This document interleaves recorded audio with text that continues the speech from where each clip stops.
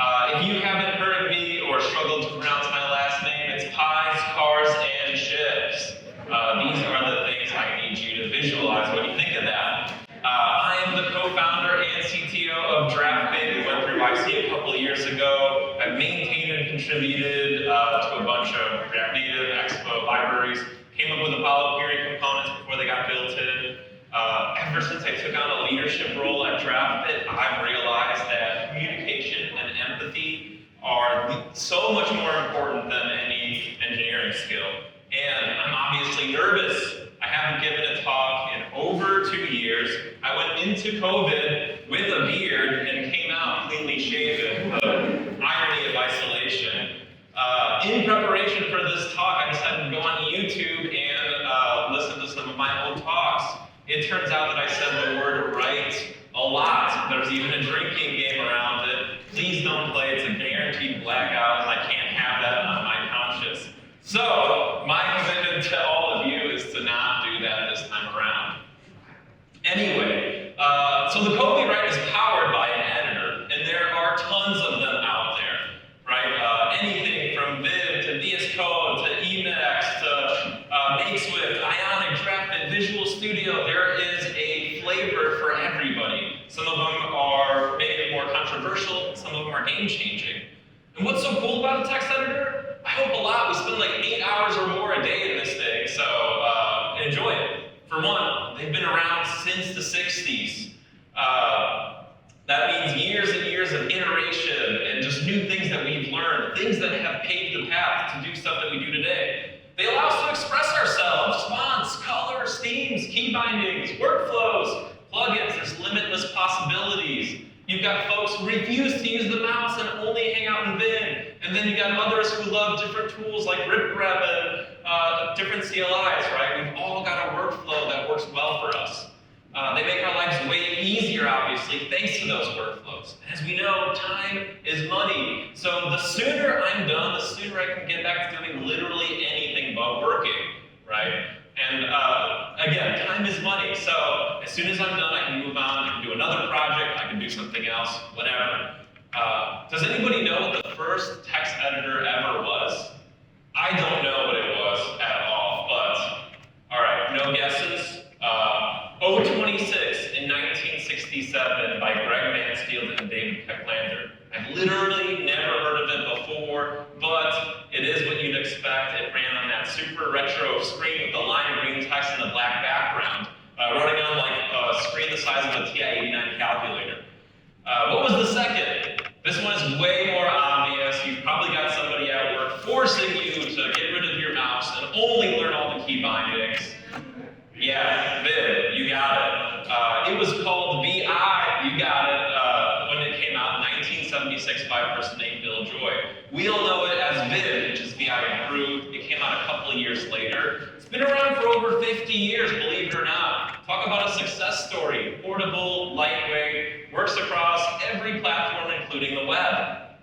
All right, fast forward to 1992. We came from a world of terminals and all the CLI tools. BBEdit comes out with this groundbreaking thing, a GUI text editor. And can you guess what the 2 features BBEdit had that made it so crazy?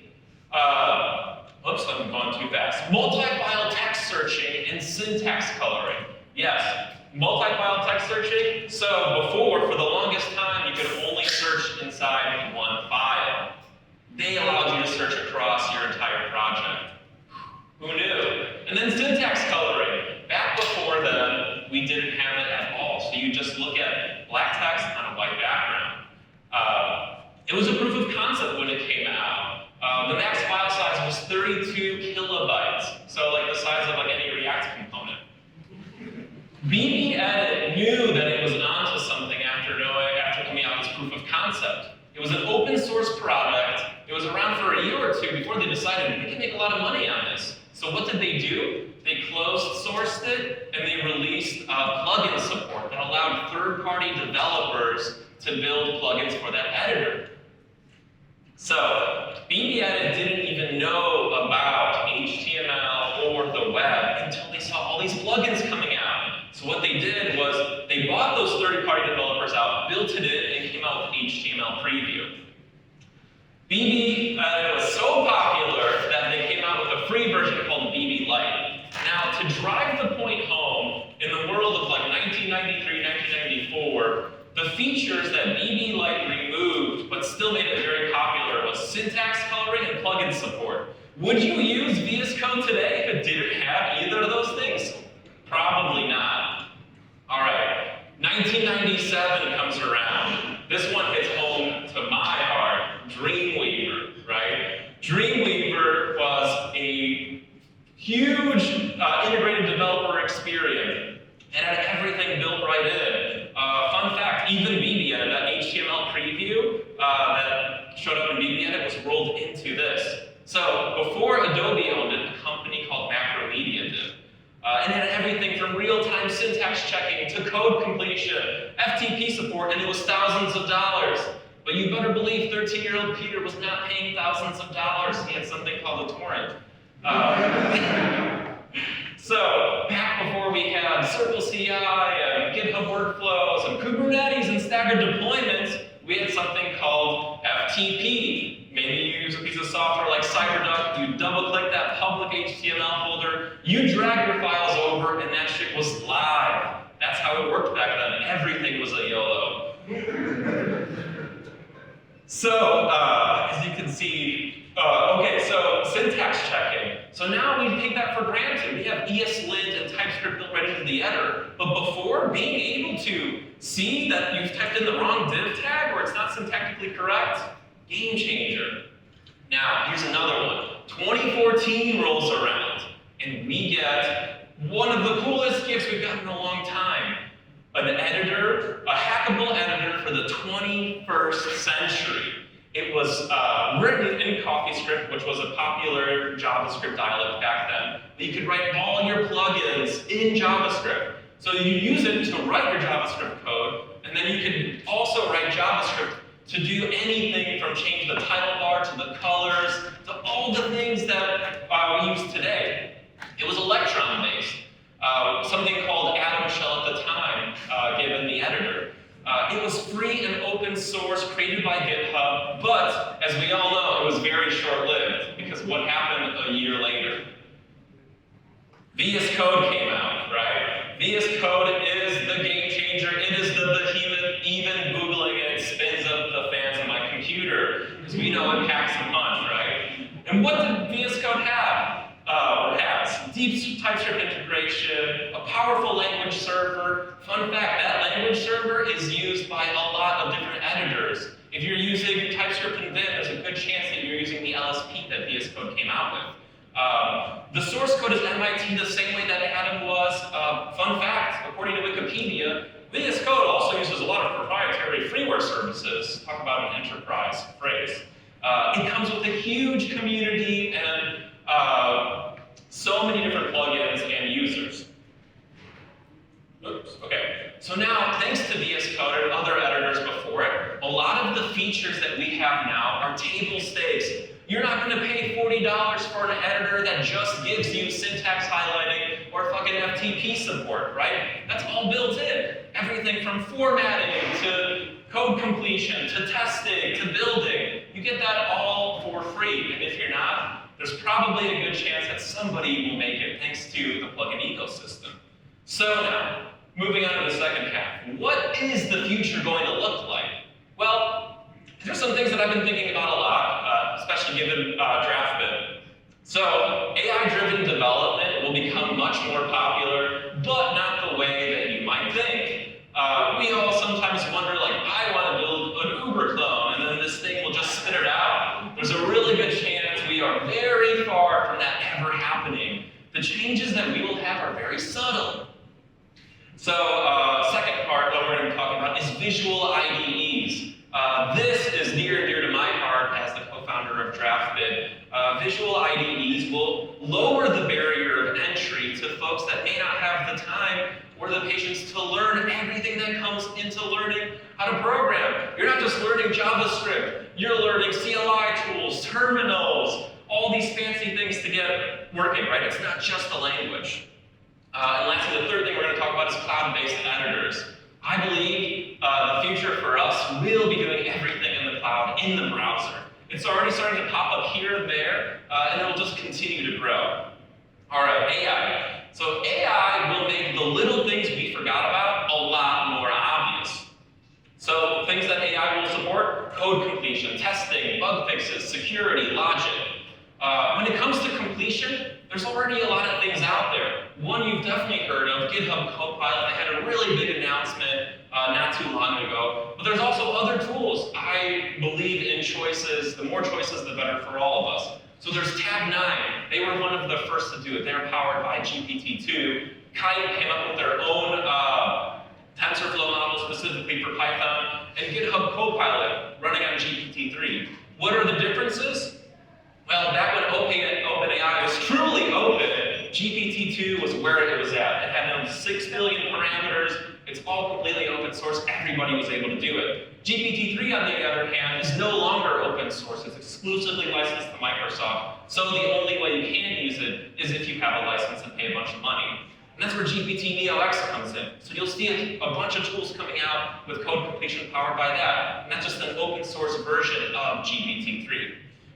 So in the world of decentralization, you get the option to trust a really big company that'll never go out of business, or as soon as you break the trust of a small company, they lose your business, right? So just food for thought. I'm just sharing ideas. All right, moving on. Test runners will only run tests affected by your pull request. Now, this is already happening at big companies. So if you've got a test suite that runs 4, 5, 7 hours, you're going to have ways to reduce that by using machine learning and AI to go it down. And you better believe that the folks working at those big companies on those tools are going to spin off into their own startups and bring that to the masses. It's already happening. So even if you've got a 20-minute test suite running at your startup, imagine reducing them to seconds or minutes. It's totally a reality. And test runners will also suggest and run additional tests on your behalf, right? I'm not talking about radically robust tests. I'm talking about, hey, we looked at your code coverage report and we feel like we can easily add a couple of lines to support an extra 15 or 20%. That will take place in our future, not too far off either. Tools will also predict tools will predict whether your code has bugs before you do. So we already get a bit of that, right? With languages like TypeScript and ReScript and anything that statically compiles, you get that static analysis. It's super great today, and it does a really good job. But now imagine pairing that up with some machine learning and AI. It will take things a step further. It won't just discover the bug that you have in this current section. It'll be able to resolve a lot of that and do much, much more. All right, we'll be writing all of our code in the cloud. I really do believe it. Right now, we live in this ecosystem where we get these super fancy MacBooks from work that are thousands of dollars. And we run everything, we set up our dot files, we do all the things that we want to personalize that. Well, in a world where hardware is getting cheaper, we're not going to have to do that anymore. For one, it will expose a whole new audience of developers. You don't need that super powerful machine anymore to do everything that everyone else can. You just have a server in the cloud that you pay $5, $10, $25 a month for. And this is already happening. So there are things like GitHub code spaces where, if you haven't seen it yet, it's really cool. You've got a circle or a YAML style workflow that lets you set up the VM and the CPU, and you're off to the races to close your project. Gitpod is an up-and-coming startup right now. They do a really good job of containerizing everything. They launch your branches in VMs in seconds.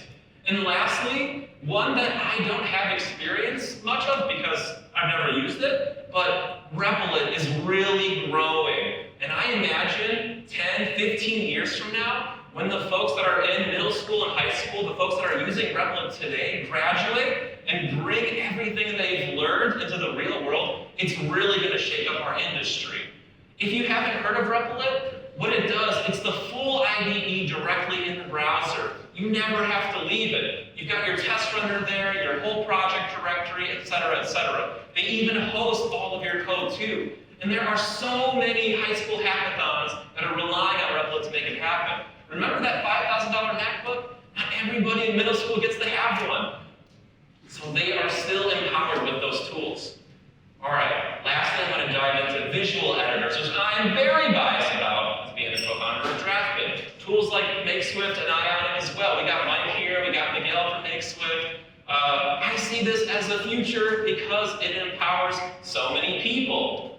So, visual editors, I believe, will handle the underlying specifics for you. When we build software, we build it once, and then we maintain it forever. Upgrading React versions, security fixes, features, bug fixes, etc., etc. There is so much more to building a product than there is when it just comes to building it. These underlying tools, or these tools will make all that stuff sort of a thing of the past. And then there's the stuff that we have to build versus the stuff that we want to build. You might be getting in there and coding, but you're like, I'm doing this project for my company, it's cool, but my heart's not really into it. A lot of these tools allow you to offload the stuff that like the finance folks down the hall are making you build by empowering them to do it themselves, which means more bandwidth for developers to work on the stuff that they're interested about. And then lastly, focus will shift exclusively to the product experience rather than the cost of development, which I briefly talked about. I don't have my notes, so I'm all over the place. All right, 2021, Draftbit. It wouldn't be a talk if I didn't at least bring it up. So, as long as you know what an API is, Draftbit lets you forget about all the framework-specific stuff you have to spend months learning. Even today, if you're sitting there being like, fuck this guy Peter, I hate him, you can log into Draftbit, set up your React Native and Expo app, get React navigation, get all the fancy bells and whistles you want, export that project, flick me off on your way out, and you've got everything that would have taken you months to learn. All there in the browser for you. We had this one founder, she was building a pregnancy app, a non-technical person. She got so far just by dragging and dropping components. Now she does have a CTO. Draftbit isn't the non-technical tool. You need a little bit of, you have to understand what a client is, what a server is, but she was able to get so far. They were able to figure out their roadmap much faster. They were able to save so much time, money, and energy building things by just having a little less to worry about. All right, everybody, you have been the best audience ever. I hope you liked this. I know it was super quick. My name on GitHub and Twitter is PeterPME. Even if you dislike me, like I said, I know I can be sassy sometimes. Give me a pity follow, whatever. I'll take it all. Lastly, I did want to give a shout out to Justin and the RenderATL team. They have done such a good job. First talk since COVID. They've done such a good job with the vaccinations and the masks and everything. It made me feel super comfortable. So shout out to y'all for doing a great job.